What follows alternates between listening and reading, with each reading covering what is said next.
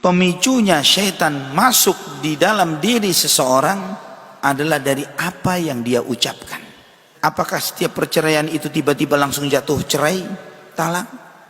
Dimulai dari perkataan, ya, dari hal-hal yang remeh, dari hal-hal yang atau yang dianggap remeh oleh sebagian kita, atau sesuatu yang pada hakikatnya bukanlah sesuatu yang besar yang menjadi pemicu seseorang harusnya dia bercerai.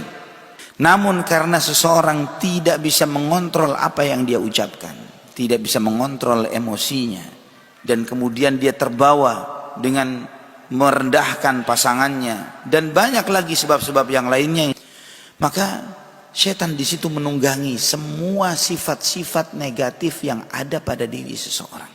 Kalau misalnya seseorang itu baperan misalnya, maka itu yang akan ditunggangi oleh syaitan. Misalnya ketika suami telat, ya, pulang kerja telat gitu ya, dan tidak ngabari, tidak memberikan kabar. Bukannya pulang disambut atau ditanya dengan baik, tapi kamu memang tidak menghargai aku. Pulang telat sama tidak menghargai itu apa hubungannya? Misalnya begitu ya. Kenapa kok jadi penilainya kok jadi saya nggak menghargai? Saya ini pulang telat karena ada urusan begini, karena macet, karena ini. Tapi karena faktor mungkin dia terlalu lelah di kendaraan dan lain sebagainya, sehingga tidak bisa memberikan informasi dan kabar karena dia naik motor misalnya, atau banyak faktor yang lainnya. Terus kemudian muncul framing, ya, dicap sang suami tidak menghargai. Kamu memang seperti ini dari dulu, kamu memang gak ada baik-baiknya.